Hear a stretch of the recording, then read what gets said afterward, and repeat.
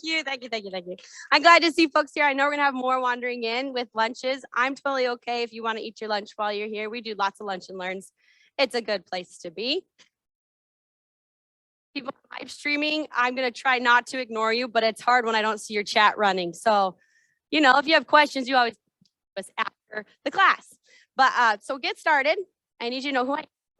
I'm Erika Coleman, CEO of Virtual Crown Productions and Consulting, which is a nice company. I'm going to tell you a story.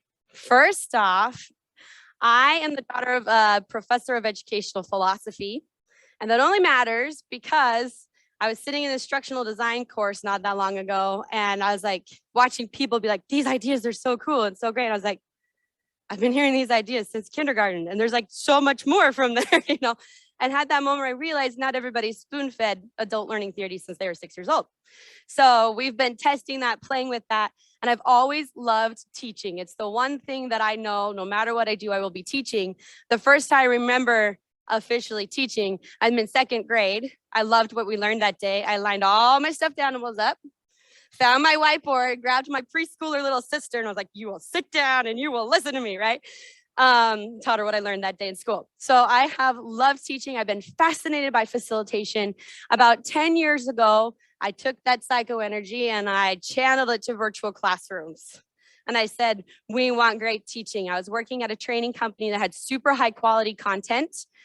We loved it. We knew we wanted to go virtual. That was the future. And our authors were like, you cannot deaden our content. If you transfer this to virtual and it's bad, we refuse to sell it. No pressure. All right, here we go. I was like, I faked my interview for this one. This is going to be great. No, we actually did a really great job. Me and my colleague went through. We came in at a good time where we didn't know what we didn't know about the tech. So we just tested the heck out of everything. And we created stuff that the other industry people were saying, well, how did you do that? Video for a long time. We were said, don't put videos in your live stuff. You can't stream it well. And we're like, ours is streaming great. But, oh, it's not going to stream well in China. I was like, we checked it with our licensee in China. It's streaming great. Moments later, they're like, sorry that you feel that way. It works great. And so we actually, after the first year, ended up getting some awards for how well that went online as fast as it went. And with our data, our participants were coming back and saying that our training was just as engaging or more engaging than face-to-face version of the course. 86% of them said that. So we're like, hey, we figured something out. I worked there for about 5 years, and then I realized I wanted to be with my kids a little bit more. And I'd been trying to find a production support vendor that fit all our needs, and I couldn't. So I said, I'll make the vendor. 2017, Virtual Crown is born, became the vendor that we wanted. Was a nice little, I got to be with my kids a lot, and then COVID hit, and well, bye kids. It was fun. It was fun. So we need to know that because I'm going to be a little different in some of the stuff I talk about today. I need you to know my philosophy.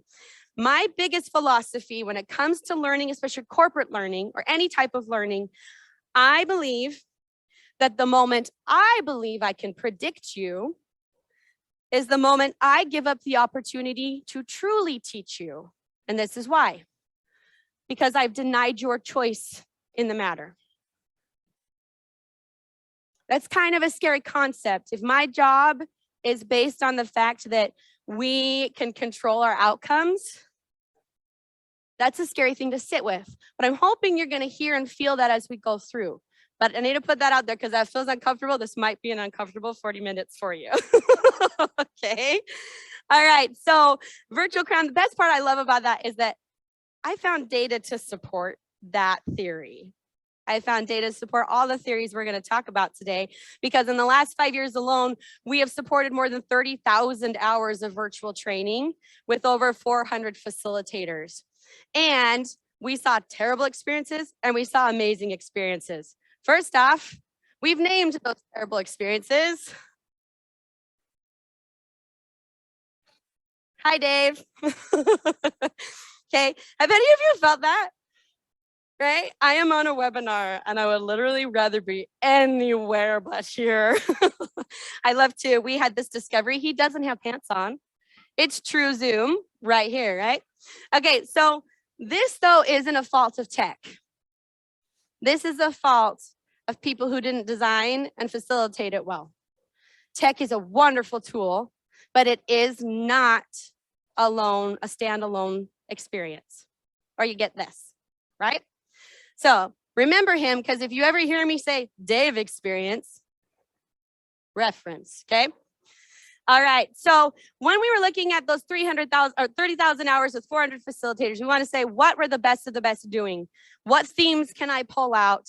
And yeah, we got some cool data, but I'm a social scientist at heart. So I was like, I have observed training without them changing behavior because they've been observed. And I wanted to get that really qualitative data. So this is what we pulled out. They focus on connection. They focus on engagement. And they focus on curiosity. Don't worry, we'll break it down. This is just the beginning. We're getting going. So before I go there, I want to know, why do you do what you do? What's the purpose of training? I've got a microphone here. I want to know. If I'm talking the whole time, this is going to be kind of boring. Actually, I don't know. I can't make any guarantees, but it's going to be better if you guys share with us as well. So does anyone want to tell me, why are you a learning and development professional? I'll just say one and I'll pass it. We aren't turned on. There we go. Hello. There we go. To transfer knowledge. Transfer knowledge. I like it. To help people. To help people. Achieve results. Achieve results. I like it. Matthew over here wants it because we love the purple hair. We could keep going. For me, it's about unlocking potential. Unlocking potential. Ooh, that's a pretty phrase. We have another? No? We're okay with those answers? We got another one over here. I love to make learning fun. I feel you. I love that. Okay, I'm going to say for us, the way I like to bucket this the most, it's that. I like to train because I'm trying to get positive behavior change, right? And that could be helpful to someone. That could be knowledge. That could be skills and results. I want positive behavior change. I need to know that because what we've learned, this idea, and actually started with my dad. You're going to meet him today. Aren't you excited? He says that our intent is always part of our content. So it takes time to sit down and say, why do I do what I do? Because it's part of it, whether you want to admit it or not. So let's be intentional about it, right? So I hope you remember that. I know, don't. All right, so here we go. We want to be thinking, why do I do what I do? Because that will bleed into how I teach what I teach. Let's make sure that we're clear on that. And now we're going to add on to that as we go. So let's build out connection. Okay, if I want to create positive behavior change, I need to establish great connections. So we have to actually ask, what do I believe about human beings? What are they? Now, that's a question millennia in the making, right? My dad's professor of educational philosophy. It's a topic. It doesn't stop. We actually have a fun time playing with this in our facilitator course because I do need to know, how do I feel about the people on the other side of the screen, especially if I want to make connection. And so instead of going through the discussion we have, I'm bringing a quote that I heard last week while I was watching Brene Brown's HBO Max special, Atlas of the Heart. She kicked off her first session with this quote from Antonio Damasio. He is a professor of neurology, psychology, and physiology, okay? He says, we are not necessarily thinking machines. We are feeling machines that think. How's that feel? I love a good pun, right? We actually were joking. We're like, if this makes you uncomfortable, there are seasoned professionals. Feelings, they're good things. We believe in therapy. Okay, so if we change that, right, it changes us from a shift of, I need to make a cognitive connection only when I train, but I need to connect with something more. And so we believe there are 3 types of connections you should try to establish whenever you teach, no matter the content, no matter the platform. We're humans with human beings. So let's establish these connections. First one, cognitive. Obviously, I want behavior change. You have to know what it is or it's not going to happen, right? That's the easy one. Emotional, that feeling kind of a thing. If you don't care about it, are you going to do it? I mean, even if it was interesting, I'm not going to do it if I didn't care about it.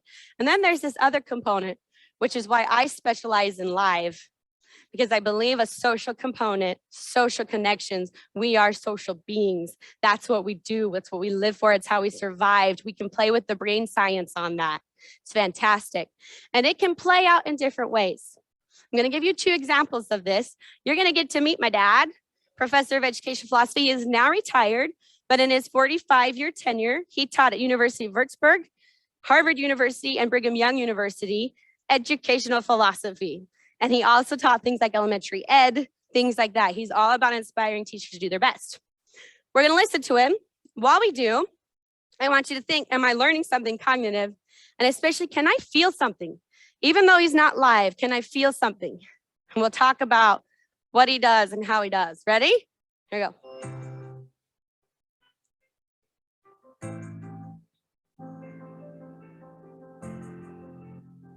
Any way we can inspire a sense of connection online, that makes the difference. If you're just listening to a talking head, whether it's in person or online, it's just a talking head. When it becomes a chance to say, I'm connecting with a human being who has experiences that I want to know more about, then it becomes exciting. To not have that experience is really an unproductive way to think about what you're doing. They come with experience. They have a lot to offer. Build upon that and let them share with each other as much as that can happen. Do you see that? So he's talking about the ability to learn from the experiences of your learners, cognitive. Did you feel something? How do you think my dad feels about you? Let me tell you the phrase he uses to describe human beings. His phrase is, I believe you are ancient souls with divine potential. He wholeheartedly believes that. So when he's talking, even if it's through a camera lens, if he knows people are watching it, he first says, I want to connect to those souls on the other side of the screen. And so every time he speaks, people go, I love listening to him. Right? He didn't say anything that revolutionary. They have experiences, they come with experiences, but you feel something more. Guess where that starts? I can always control that. I can't control your choices. I can control how I feel about you as learners. And if I see you as someone with potential, not someone with lack, it shifts my approach. You see that? So I love that because we hit that cognitive and that emotional, but want to add some social component to it. This one, he let us take it. So oh gosh, I can't talk about this one without crying. I'm an emotional being, it's okay. I'm fiddling with it. His final semester was during COVID. And as you can see, my dad loves people. And he was older, scared of the tech, and didn't really want to have to say goodbye to people through a screen. So I provided him with a producer and we said, I think you can get it. This is a shot from the final class of his last day, where he decided, I know these people well enough. I'm going to sing them an original song I wrote, which is the reason that I met my wife and started all of this. I want to see you watch their faces while he sings, okay? And watch his as a facilitator. Shiny tongue and so very strong. I'm not royal nor on land. I'm not immense, rich or grand. You mustn't overlook that stuff. I'm just not good enough.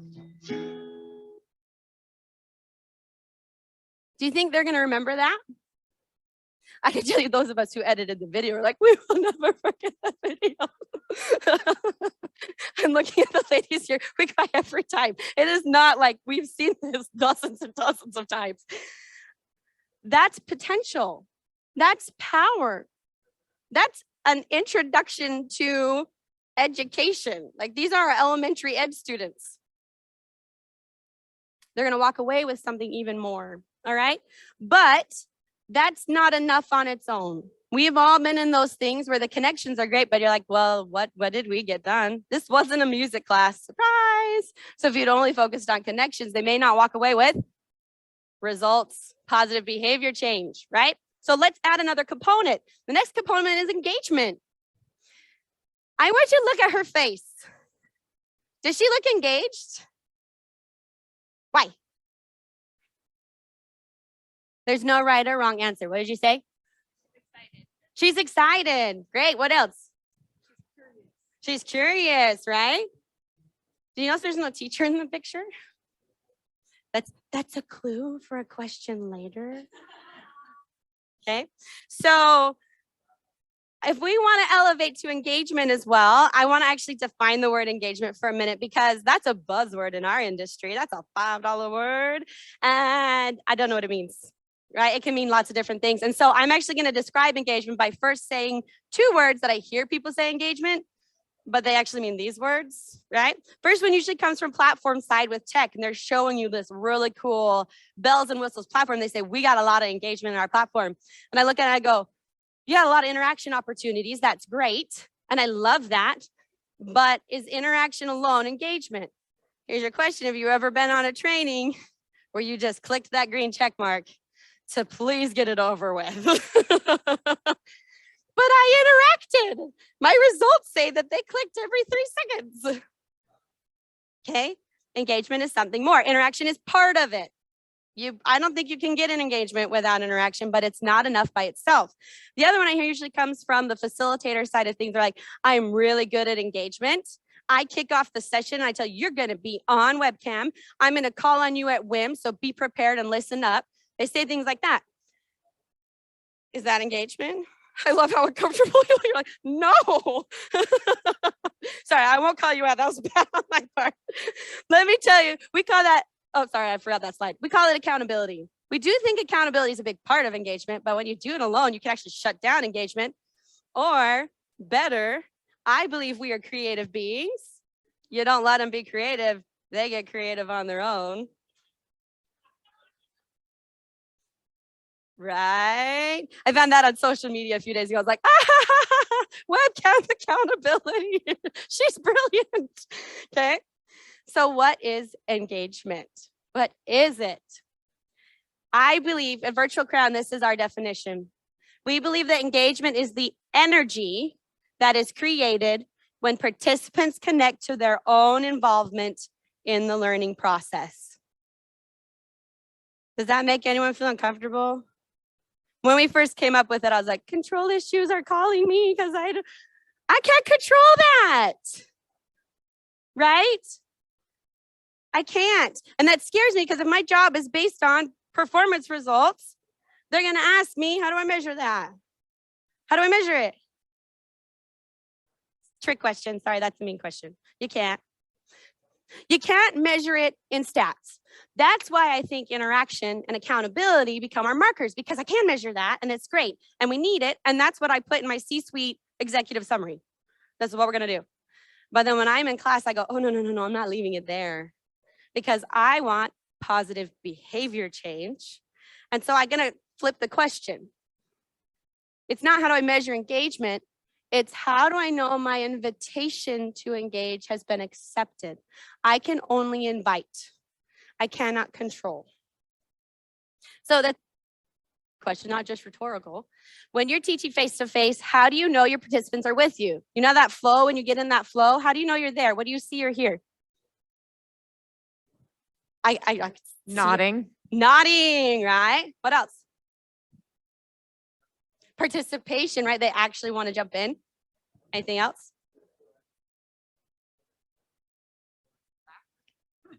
What? Was it laughter? Yeah, I always like that.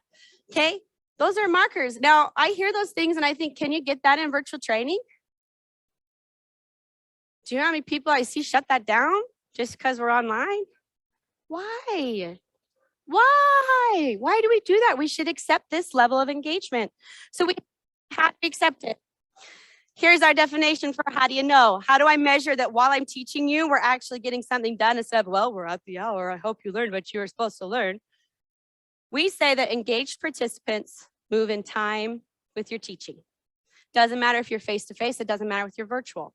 And that shifts my perspective of, have I built my course in a way that I'm checking for them being with me in time?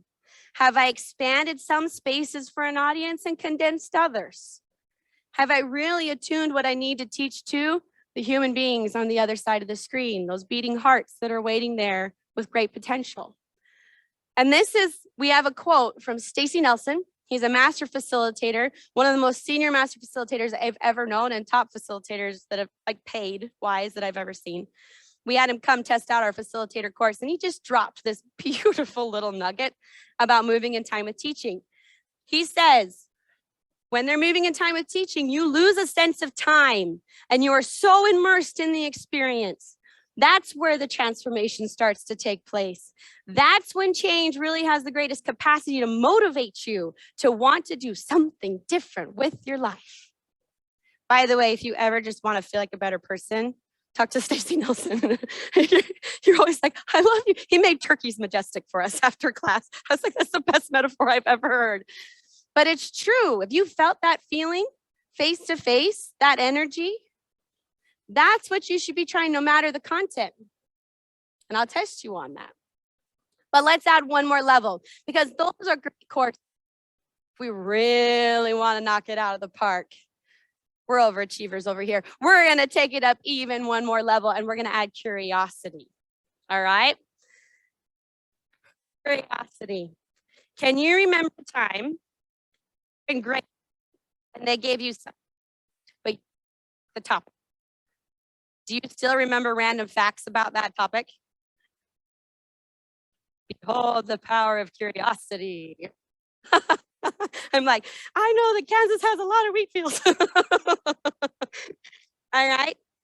You're going to remember that always. Why don't we have that standard for virtual classrooms? Why not? Right? So let's try to, this is first, we have to define it. We believe that curiosity is creatively seeking to understand or reinterpret something I'm interested in. All right? You okay with that? All right. Let's look at its potential, because how do we incorporate that? If I want to move that into adult learning, where it's a little bit harder to round off, random facts about stingrays. That's what my 7-year-old's doing right now. I'm like, oh, another stingray habitat fact. How do we get that same childlike authenticity and intensity while we teach? Let's listen to him. This is Professor Richards again. He's going to talk about trusting your learners.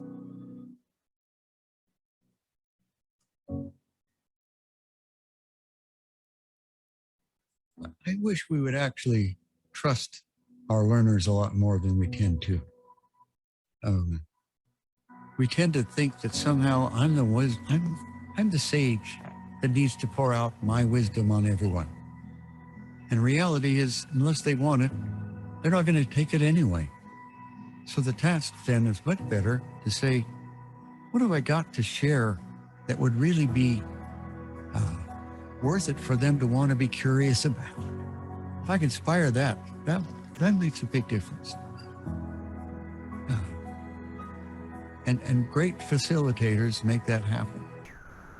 And you're left with a feeling of, wow, I didn't get enough of this. I want more. And that is the kind of thing you really want to do.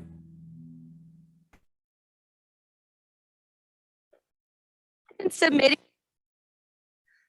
I want to make it so they feel like they didn't get enough of this. Thank you. Do I have to take this one off? I'll go with it. Ah, ha, ha, ha. I mean, I will shout all day long. So I love that ending. I didn't get enough of this. I want more. And I also love that he told us how.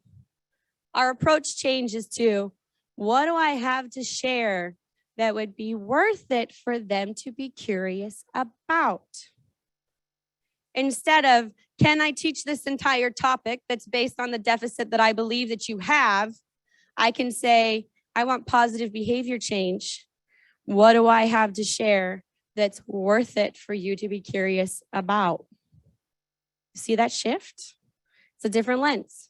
It's in a different approach. So I'm going to ask you though, would curious learners in your organization be worth it? My HR folks, is that just exhausting? I mean, when you get the people that ask a lot of questions, but you love it, right? Because you know they want to figure it out. They're going to get it done. And yeah, it might be hard at the beginning, but my goodness, what are the long-term gains? Would you want that? Hey, look, I'm looking for moving in time with my teaching. Okay. We love that. But what we hear when we touch this kind of stuff, they're like, well, that's nice. That sounds pretty. But I teach compliance training. So challenge accepted. I want to walk through 2 simple things that we have seen people do in compliance style trainings that have made it better, right?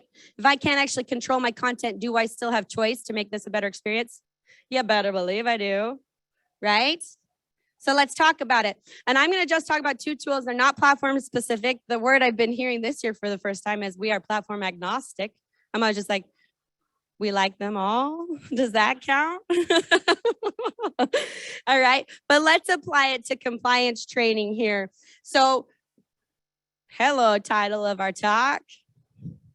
Let's look at mute. First off, I don't want you to think I don't believe in muting because it's a great future. Like, I don't want to go to the bathroom with you if somehow you walked away with your computer or your phone. Please mute.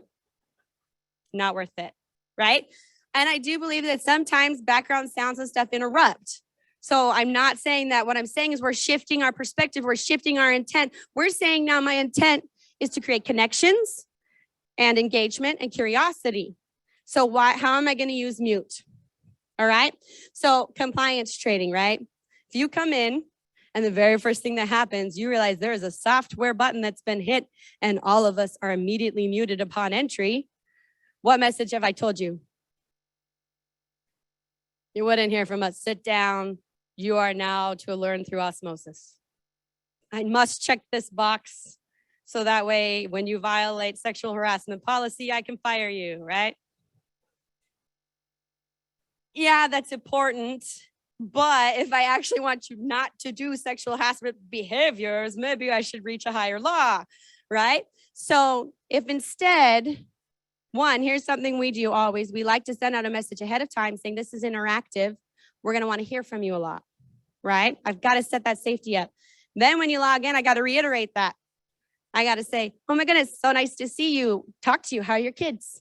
You know, what's the weather like out there? We always joke that if you could say it at a Jane Austen dinner party, it's a safe topic of conversation at the beginning of a webinar. Okay. You can. What changes from just that login experience? Expectations change. I like that. You're a person. Wait, I want you to know compliance for what? Oh, maybe to actually do it. Okay.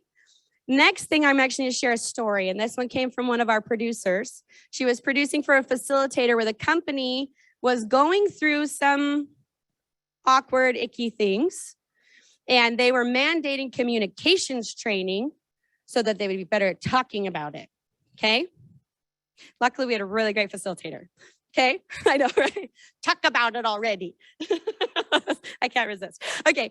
So they sat down in this course and it's beautifully designed. She has all of these moments for engagement. We notice one woman is not coming off of mute. She doesn't want to go into breakouts. She keeps saying that. I would rather not go to breakouts. I'd rather not. We're always like, okay, if you don't want to go, I'm not going to force you there. But the facilitator said, I'm curious. Curiosity goes both ways. She said, I'm curious. I want to know why don't you want to go in there? So she started saying, I think these activities are really beneficial. Would you want to do the breakout with me? And we said, oh, yes, please. Anyone want to guess what she discovered during those breakouts? Who was the one that was feeling violated by men that were in the course? Guess what? Our facilitator found out by being curious with this woman. She found out much more clear and important issues that the CEO wasn't even aware of. She brought that information to the CEO and they were actually able to tackle the problems that needed to be tackled. And this woman said, I feel safe. compliance training making me feel safe? Right? That's what we want. It wouldn't have happened if she didn't, one, have it built in for an opportunity to engage, and two, hadn't said, I'm curious, would you like to talk to me? Now, the woman could have shut her down. Our facilitator said, that's okay, I respect your boundaries. But she tried because she believes in connections, engagement, and curiosity. That's what we usually want, right? That's a great ROI. Okay, let's look at another one. Webcams. As you can see, I don't love webcams as an accountability tool unless I get to see behind the scenes, right? Webcams is an engagement tool shifts things. So this is what our organization does. First off, we're like 90% women. The men who handle us are fantastic men. They're fantastic. I love them. I'm sure you're watching. Thank you. So we've got, if you have engagement as your purpose for webcams and connections and curiosity, it changes my setup. So beforehand, I'm going to say to you, just so you know, we're going to be on webcam. So please be prepared. Women, does that matter? Why? The face. If I don't have to have my face on, do not make me put my face on. I'm at home. Right? So that matters to a lot of our folks. We also have the rule that we say we would like you on webcam for engagement. If you have to step away, that's okay. We would just like to know about it. Does that shift things? Yes. So here's what it looks like in our organization. First off, we also have a rule. If it's an internal meeting, we're all women. We don't need to put our face on for each other. We're good. We like our authentic selves. We just ask that private parts be private. That's how my daughter says it. Okay.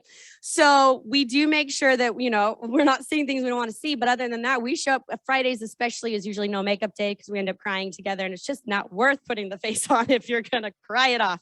So that changes things. Additionally, as you can tell, we're an organization that we like to talk about the hard things. We like to share the stuff that's tough. And we get emotional sometimes. Does anyone here like an audience when you're emotional? Here, Matthew's like, me? Okay, let me show you. What I love about this is a digital advantage. If I'm emotional in a face-to-face course, I get up and go to the bathroom, right? I need a minute. If I'm emotional in a virtual course and I've been told I can turn off a camera when it's necessary, I can have a moment to be by myself in my safe space, but I didn't leave training. I can keep learning. Vehicles for positive behavior change. What change is about, that's not a magical webcam. It changes about my purpose, my intent behind it. That's my favorite part about as we look through the tools that we have, it's how I use them that matter. And I want to ask you, can you see how shifting to invitations to people and then allowing them to choose to accept the invitation changes everything about any approach? And my invitations are to connect, to engage, and to be curious. No matter the topic, even compliance. It matters. All right, what my dad always says is I need to ask, what else am I teaching by the way that I am teaching it? Because your intent is always part of your content, whether you want to admit it or not. So check it out, look at it. You may have more power in your hands than you realize. Always. This is what we always teach to any of the people that work with us. We tell them that your intent is the biggest determining factor of the success of your tools. We have watched gorgeous products. Like there's so many around here that when a person doesn't use it well, I'm sure the developers are like, it had so much potential, right? They believe in you, right? And we have seen people take the most standard of platforms and create incredible results. And it's because of intent.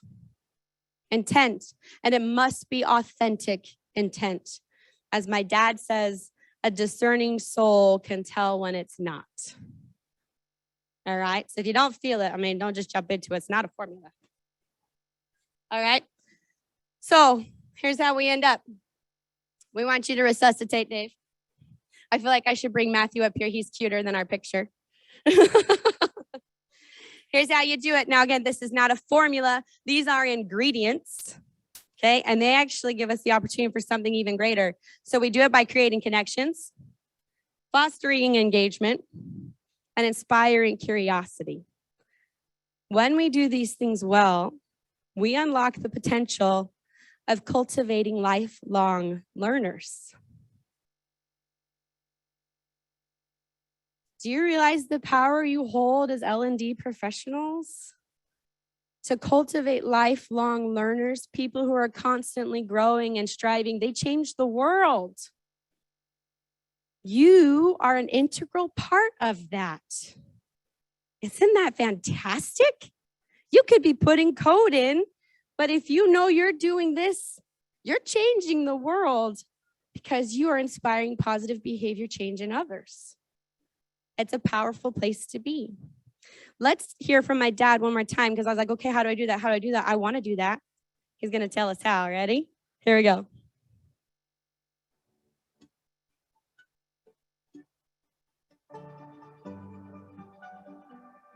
The question of how do we cultivate lifelong learners is a really important one. I think the very best way to do that is to be one. When people associate with someone who loves to learn, who's still curious, watches where ants go when they're crossing the sidewalk, and when you follow a little 3-year-old or a 5-year-old asking the questions they ask, to continue to stay fresh and curious, and people get a chance to associate with that, they think, wow, I want to be more like that. And I think long-term, that's really the very best way for long-term learners to ever develop. It starts with you. Do you love learning? You're at a pretty cool place right now if you need a recharge. You've got a lot of people here who love learning, who believe in that mission and that message that you bring. And if it's been deadened in the last little bit, wake it up. We need you. We need you to give what you give all the time. We need you to be looking at this post-pandemic world and saying we're a better place because human beings are here that I want to connect with, that I want to inspire, that I want to learn from and create experiences with. That's where you sit with your potential. And I'm grateful to know you. I hope you know that's true. We have thoroughly enjoyed being like, we were scared at first when we got here and I was like, oh, these are our people. They love what we love. We love learning. We love people. We love you. Thank you so much for coming. If you've enjoyed this and you want some more tips and tricks, we have 5 tips to resuscitate just your virtual meetings, things that you could start applying immediately and seeing some of those results we've talked about right then and there. For you guys at home, you can visit our website, virtual-crown.com, and collect any of the Connect With Us buttons. We'll get you those tips. You'll see Dave. That's how you know you're in the right spot when you get the tips, all right? He's there for you. So I have a couple minutes for questions, if anyone has questions. It's all right if you have to sit with them for a minute, because our booth is just right back there, booth 711. Look for the purple sparkles. We stand out, all right? And we have really great swag and a lot of it. So come get some. We'd be happy to talk, answer any other questions you have about, again, resuscitating and elevating your live virtual learning experiences. Thank you so much, guys.